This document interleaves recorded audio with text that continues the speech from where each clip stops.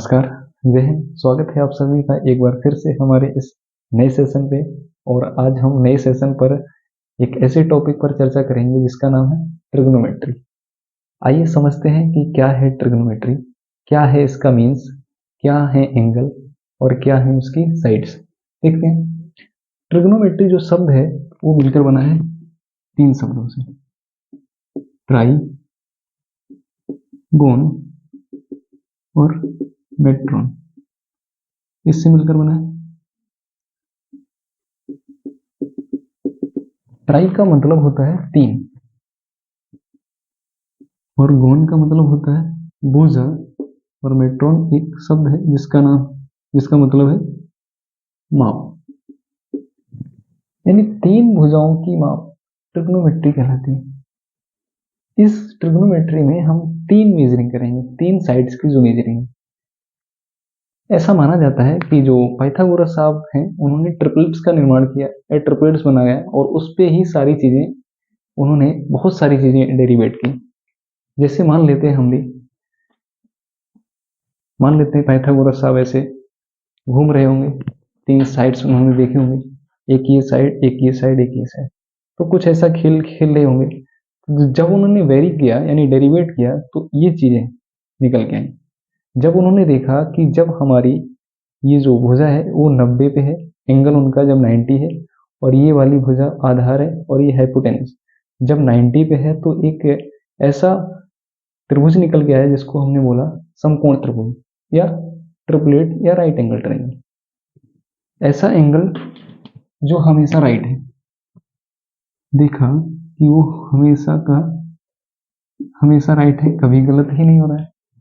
जो right angle triangle है इनमें हमें पता होना चाहिए एक भुजा, दूसरी भुजा और तीसरी भुजा। ये तो भुजाएं उन्होंने जोड़ के ऐसा रखा और एंगल उसका जब 90 था, जब 90 एंगल था तो उसमें उन्होंने बोला ये बेस है और ये उसका परपेंडिकुलर है और ये उसकी हाइपोटेनस है। अर्थात आधार, लंब और कर्ण। ये तो चीजें सबको पता है कि जो समकोण त्रिभुज होता है उसमें ऐसा ही होता है, ये आधार, ये लंब, ये हाइपोटेनस। ये कब होता है? जब एंगल ये वाला थीटा मान लेते हैं। एंगल थीटा के लिए ये आधार है, ये लंब है और ये कर्ण है। और कर्ण इस त्रिभुज की सबसे बड़ी भुजा होती है। और आप देख भी सकते हैं, अगर मान लेते हैं कि ये हमारा एक साइड है और एक ये साइड है, तो इस साइड को जब हम 90 पे रखते हैं तो यहाँ पे जब रखेंगे इस कैफ की साइड पे, तो देखेंगे कि इसका जो पीक पॉइंट है ये सबसे बड़ा है। ये वाली साइड जो है ये सबसे बड़ी है और ये सबसे बड़ी होने का मतलब यही हमारी कर्ण है। अर्थात राइट एंगल ट्रायंगल में जो सबसे बड़ी भुजा है उसको हम कहते हैं कर्ण। चलिए, ये थीटा के लिए ये आधार, ये लंब और ये कर्ण। तो 6 एंगल माप करके उन्होंने बताए। ये पहले इसकी कहानी बता देते हैं कि माना एक कोई धनुष है, अगर उस पे एक धागा बना है। अभी इस पे हमने कोई एरो खींच के नहीं रखा है। अब मैं इसके सेंटर तक इसको ले जा रहा हूं। अब यहां से हमने एक एरो तीर चलाना चाहा तो ये धागा यहां पे बंधा था, यहां से बंध के अब इसको मैंने यहां पे ला दिया। ऐसे ही तो तीर है, एक ये तीर था, इस पे एक धागा बंधा था और जब हमने एक एरो तीर चढ़ाया, ये धनुष पे धागा बंधा है और धागे पे जब मैंने तीर चलाना चाहा, यहां से जब तीर पकड़ा तो इधर की तरफ जब मैंने मूवमेंट कराया, खींचा, तो ये जो धागा था इसने कुछ ऐसा शेप ले लिया। और ऐसा शेप ले लिया तो ये जो शेप आपको दिखाई दे रहा है ये भी तो एक राइट एंगल ट्रायंगल का है। ये जो शेप है ये एक राइट एंगल ट्रायंगल। जब पहले इसको देख लेते हैं। सभी को पता है sine theta is equal to, ये जो थीटा है किसके बराबर होता है? ये जो साइन थीटा है ये परपेंडिकुलर अपॉन हाइपोटेनस के बराबर होता है, अर्थात लंब बटे कर्ण। जो साइन है वो इसके और इसके रेशियो के बराबर होता है। जो cos थीटा का मान होता है वो होता है base upon hypotenuse, base upon hypotenuse. और जो tan होता है उसका मान होता है perpendicular upon base, perpendicular upon base, p upon b। और जो कोसेक होता है वो साइन का उल्टा होता है। साइन का उल्टा कौन होता है? Cosec theta. तो कोसेक हाइपोटेनस अपॉन परपेंडिकुलर बन जाएगा। Sine cos tan cosec cot theta. पहले सेक को ले लेते हैं। सेक थीटा, सेक कोस का उल्टा होता है तो हाइपोटेनस अपॉन बेस। और जो कॉट थीटा होता है वो टेन का उल्टा, बेस अपॉन परपेंडिकुलर। ये चीजें होती है sine theta, cos theta, tan theta, cosec theta, sec theta, cot theta, ये सबको पता होगा। ये वाला चार्ट। अब हम इसकी वैल्यू पे देखेंगे। हमने अभी बताया आपको कि जब साइन 0 से, यानी साइन का मान जब एंगल 90 तक होता है तो साइन का मान बढ़ता है और कॉस का मान कम होता है। देख लेते हैं, अगर आपको वैल्यू वाला चार्ट तो पता होगा,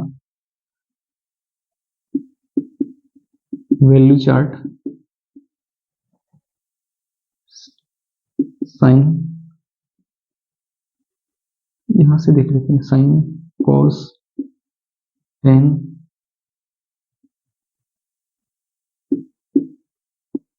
sign cos tan cosec sec और कॉट। जब एंगल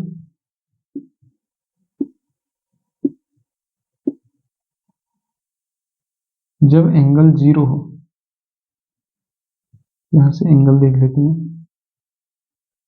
जब एंगल जीरो, कुछ ही इंपॉर्टेंट हम एंगल की बात करेंगे, 0, 30, 45, 60 और 90 तक, 90 तक की बात करेंगे। जब angle 0 degree, 30 degree, 45 degree, 60 degree और 90 डिग्री हो तब की बात है। साइन 0 का मान 0 होता है। हमने बताया था अभी, ये जो एक चित्र में अभी बताया था, ये धनुष लिया था, इसमें मैंने ये तीर लगाया था और इसको रेडियस मान लिया था। ये हमारी रेडियस थी इसकी और ये थीटा था।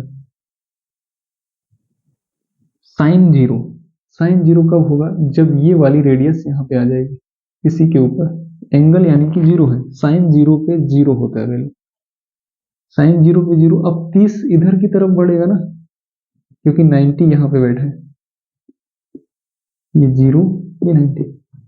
तो 0 से 90 की तरफ जाएंगे तो साइन की जो वैल्यू है वो बढ़ती जाएगी। साइन 30 का मान होता है 1/2।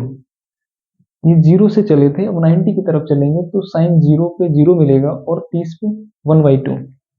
और 45 पे जब जाएंगे तो 1/√2। और साइन 60 पे जाएंगे तो √3/2 मिलेगा। साइन 90 पे जाएंगे तो 1 मिलेगा।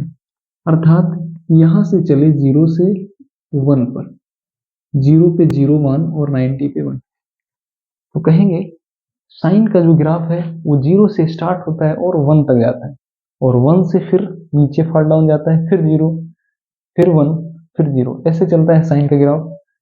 तो साइन की तो वैल्यू ये आ गई। कॉस की वैल्यू क्या होगी? कॉस की वैल्यू 90 होगा, वही कॉस 0 होगा। साइन 60 जो होगा वो √3/2 होगा कॉस 30 के। जो 45 साइन का वो कॉस का 45 होगा, 1/√2।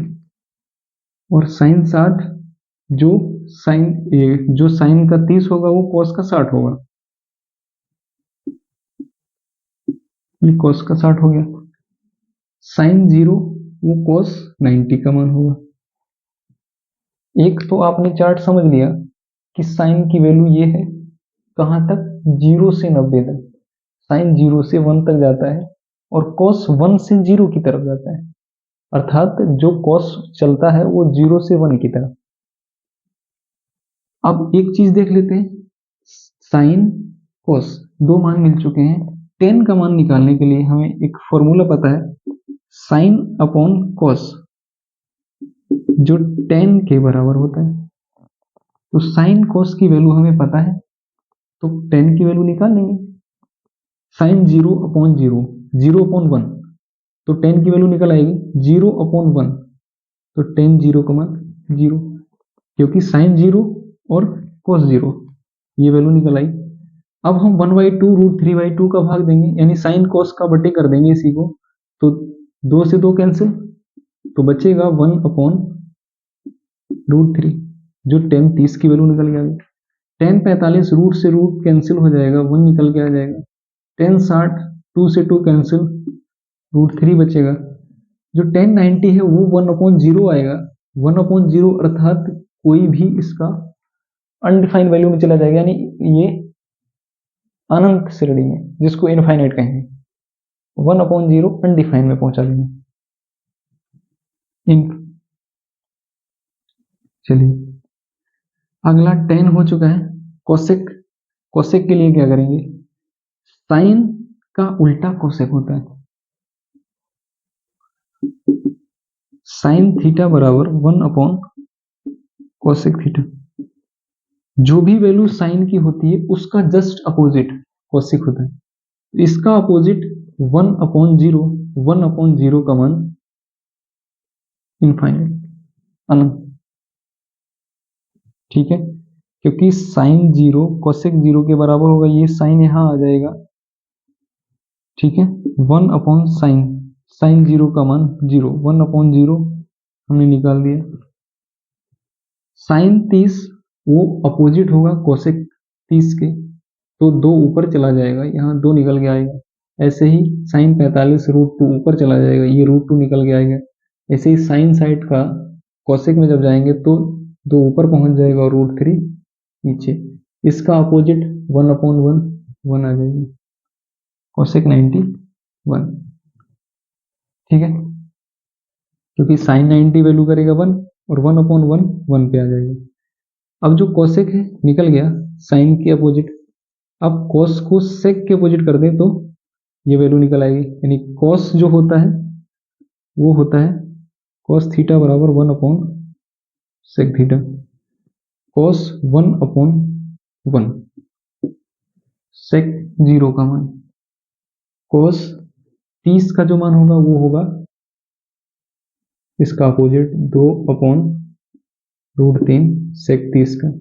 इसका अपोजिट सेक 45 √2, इसका अपोजिट 2, इसका अपोजिट यानी ये जो cos 0 है, देखो सेक, इसको सेक थीटा निकालेंगे तो हम कहेंगे सेक थीटा बराबर 1 अपॉन cos थीटा, तो 1 अपॉन cos 0, 1 अपॉन 0, 1 अपॉन 0 जो ये आएगा। 5 के निकल चुके हैं, 6 का रह गया जो tan का उल्टा होता है। ये cot है, जो cot थीटा बराबर 1 अपॉन tan थीटा, इससे निकालेंगे। चलिए tan 0, तो 0 यहां रखेंगे तो 1 अपॉन 0 ये निकल के आएगा। 1 अपॉन √3 ऊपर जाएगा, cot 30 का मान, cot 45 का मान 1 रहेगा, cot 60 का मान 1 अपॉन √3 निकल आएगा, और इसका अपोजिट 0 होते हैं, ये निकल के आ जाएगा। तो ये तो हो गया चार्ट बनाने का तरीका, वैल्यू चार्ट।